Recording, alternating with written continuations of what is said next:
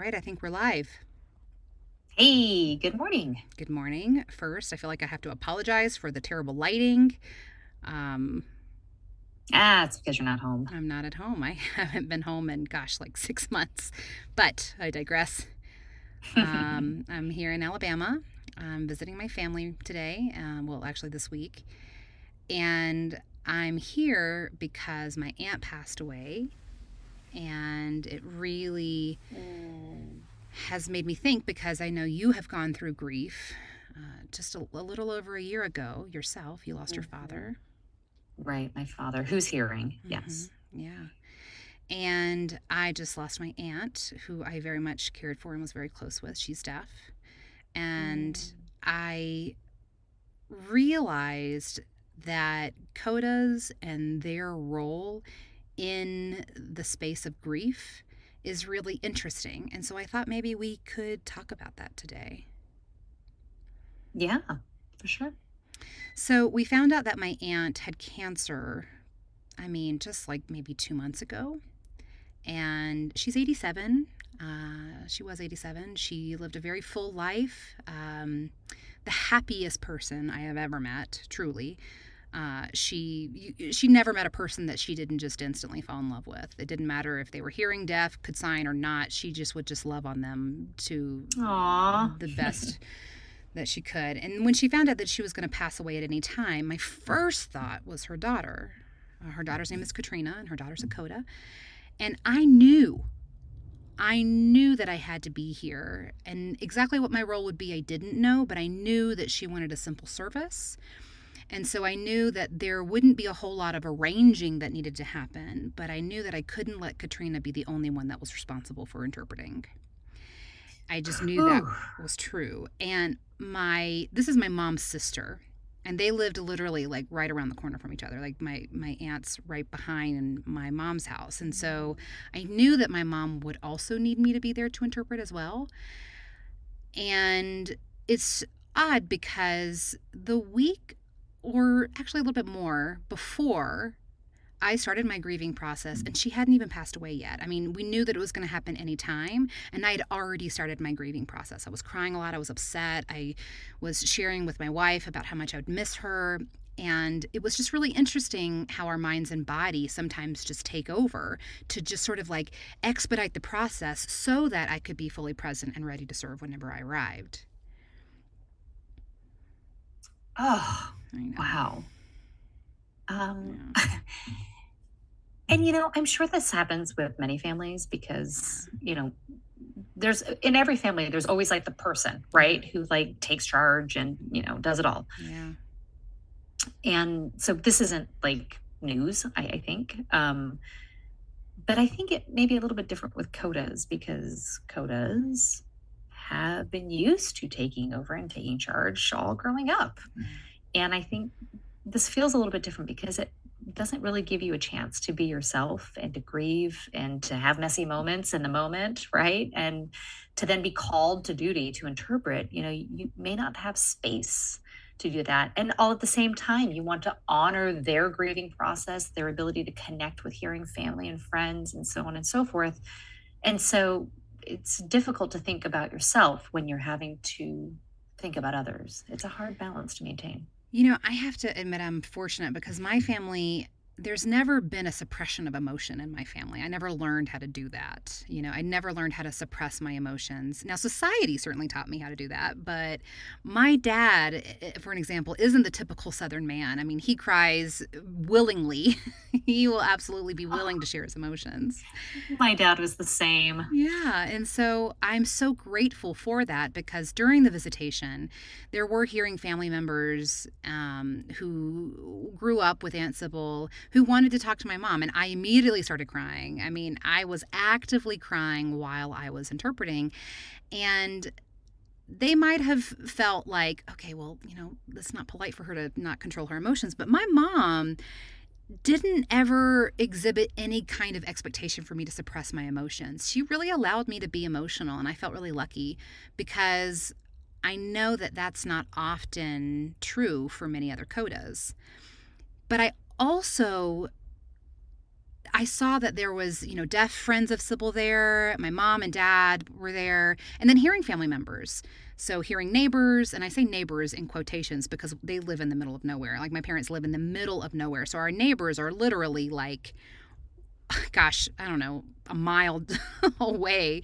So but they all came, and I knew that my duty was to make sure that communication happens because the opportunity to share stories, that's something that my mom really values, stories and histories, and wanted to know what other people remembered about Sybil. And that's the point of a service, a funeral, and visitations in American culture, is to share those stories about the deceased person.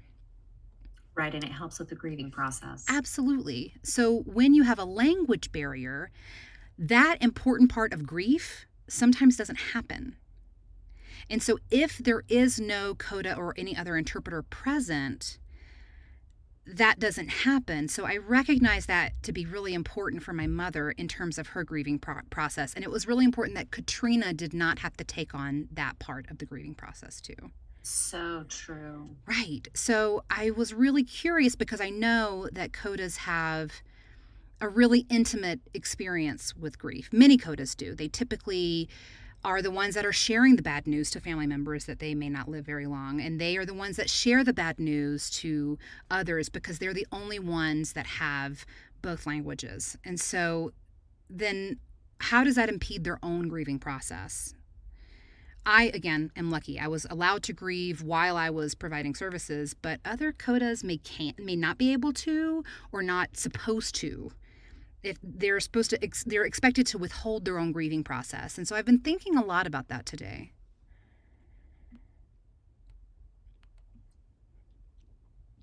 You know, being in a space where you can truly be present as yourself and to be fully seen for who you are, for, the love and caring relationship you had with your aunt, your grief, but then also your care and sense of duty for your family and your mother, all of these things that are layered within you that make you who you are. And being able to acknowledge and have space for that and to honor your own feelings and sense of conflict and sense of duty and all of these things that are happening at the same time, I think is a really important process. Oftentimes codas have to find interpreters to interpret for the family at funerals, and your thought even to support your cousin Katrina so that she isn't the only one responsible, um, you know is a sign of caring for one another, which is very heartfelt. And bringing in somebody from outside who is not a coda, who's hearing, and we see this often. Codas post, I prefer a coda interpreter Oh, who's yeah. in the area, and lots of codas will volunteer even to go and interpret for other family We funerals, know. right? Yeah, we know. And during this grieving process, our language sometimes can be undecipherable. Yeah. And to just bring somebody who's not familiar with the community and the culture, from outside, they would struggle. And it's great that they'd be willing to even come, but we also know, Yeah. keeping it in the family makes it less of a burden on us, in Right. fact. Yeah. So, you know, we do have to balance all of this, thinking about ourselves, thinking about others, and maybe nobody said, Charette, you need to do this, but It's an it's invisible still there. responsibility. Hmm. Oh yeah, and there's a lot of emotional labor that goes with that as Yeah. well, Yeah. Not for necessarily sure. a burden, but a responsibility. Yeah. My father passed away a year ago, over a year ago, last summer, and my father's hearing. He was not deaf, but he did learn to sign, because he had married my mom. And my father and I had been close and we'd keep in contact frequently. But towards the end of his life, we kind of kept lost touch. He was sick and so on and so forth. At any rate, when he had passed, his wife and he and his wife had three boys together. They're in their 20s. They had reached out to me and said, we haven't heard back from dad. He typically always is responsive. We feel that something's wrong. I immediately took over, called the police. And, so I'm half Korean, right? My father lived in Korea. So they relied on me. His family relied on me, like, because they were like, Korean, the culture. And my Korean isn't that great. I'm not fluent.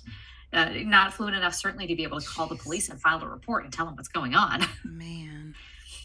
So I did my best between using the Korean that I did know and using English, but also I don't know how to fully navigate the Korean system because I don't live in Korea, and so I took on a lot of that responsibility for over a year, handling his death, getting the death certificate, and all of those details. And, part of that is because I'm the oldest child. My father had 4 children, and I'm the oldest. Part of that is also being the only girl out of all 4 children. And also, I've been conditioned my entire life to Yes, take on these responsibilities and just figure it out, exactly. right? His wife was completely at a loss. Like, and as people do, right? Like, those of us who are left behind, when somebody passes, we're often at a loss, right? But this one was a little bit different. So, It's interesting how we assume these roles, like, and they're more covert, where responsibilities are assigned, and in your case, to you. And because you're conditioned to assume those roles, that's why you did it. But others are also conditioned to give you those roles. 100%. And I think it's really interesting because Katrina never once reached out and asked for me to take on anything. My mom would ask her to give her something, and I reached out because she was also at a loss, even though she knew it was coming, even though we were preparing for it. But she's conditioned to take on those responsibilities and navigate these systems. So, and again, it's in Aunt Sybil's situation, it wasn't a very formal service. She was a very simple country woman, and she wanted just people to gather in her house, and that was it. But also, I have this deep internal need to do something to assume those roles. And that's part of what I've been conditioned to do. And she's conditioned to do everything herself. And so we had to sort of like take something from her. and what we did is we took on creating a slideshow. So we put together a slideshow with lots of pictures. And that made me feel a lot better that I contributed something. And it made me really think because there's so many things that we learn through grief, right? Like my value, my worth is associated to what I can produce, what I can contribute, my service. That is an important connection and how it ties to my identity and my self worth. And I can see the benefits of that, and that's also something to question. Well, and I also wonder how much of that is part of Southern culture, Oh my God. Like it's right? such a deeply rooted behavior. And it's wonderful and beautiful.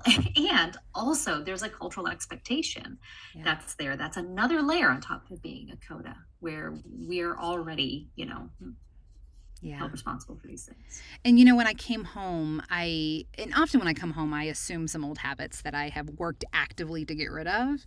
My accent, for one. Um, Little things like how I interact with people will change. And it's really interesting. And the obligation of taking charge and cooking and setting up and doing something in these moments and questioning, did I serve enough? Did I do enough? I think it's interesting. Yeah. Well, thank you for sharing your grief story with us. And I hope that our audience who's watching, maybe can relate in some way, maybe feels the same, and this might help them kind of examine their own sense of, I don't know, duty or needing to take over and take charge. But also to be thinking about others who might be able to help as well and help with that grief process. Yeah. I also think it's important to just emphasize that we should all be careful when we think about this because sometimes it feels like we have to think about our codas. And that's not what I'm suggesting. I'm not suggesting that deaf people pause your own grief and think about the codas that are in the space. Consider them, absolutely, but think about them now. Think about what the scenario can look like when someone in your family passes away. Who typically steps in and takes over? And how can we, before the grief moment happens, come up with a grief plan that makes sure that everyone feels supported? Because sometimes assigning another person and talking to someone else, another community member, another CODA to participate isn't the answer either. Because sometimes we CODAs say, no, no, no, it has to be me.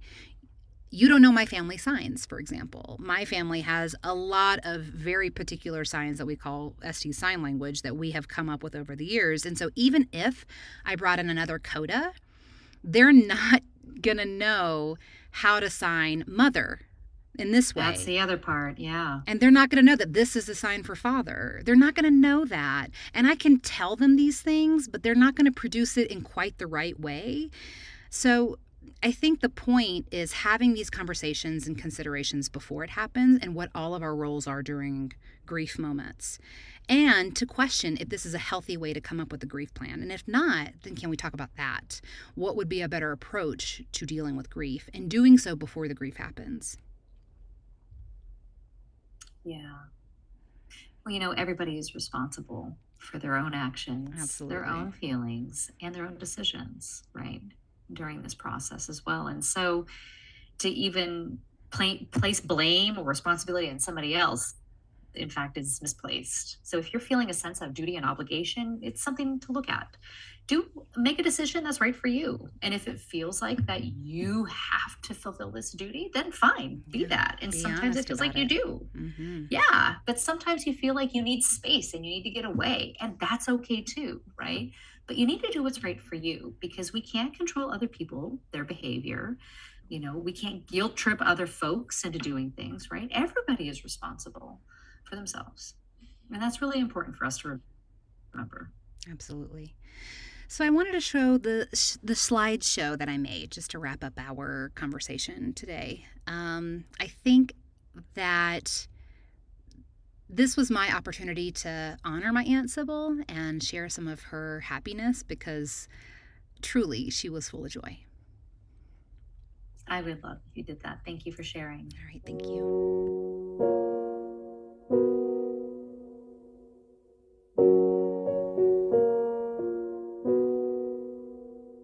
I took the supermarket flyers from the windowsill.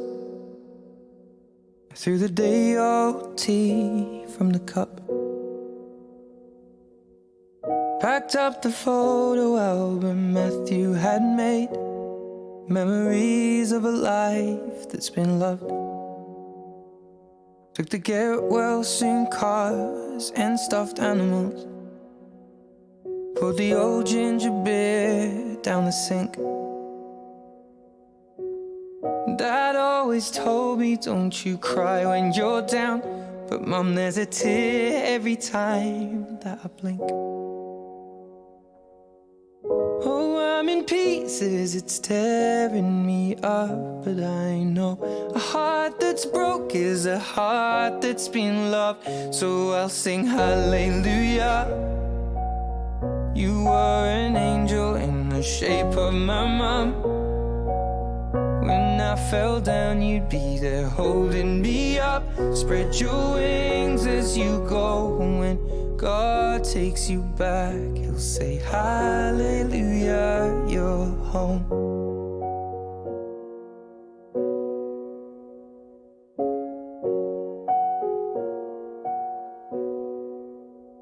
I fluffed the pillows, made the bed, stacked the chairs up. Folded your nightgowns neatly in a case. John said he'd drive, then put his hand on my cheek and wiped a tear from the side of my face.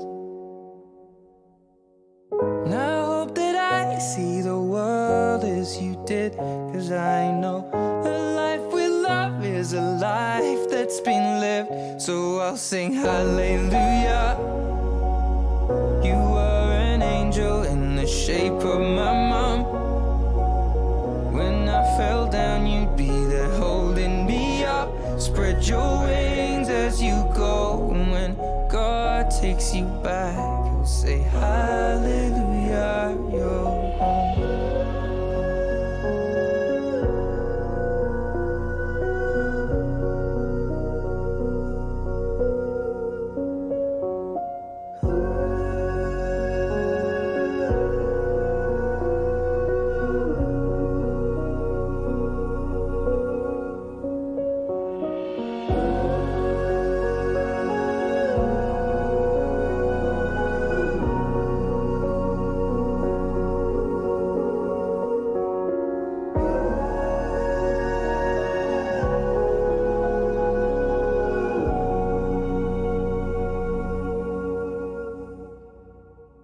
Hallelujah.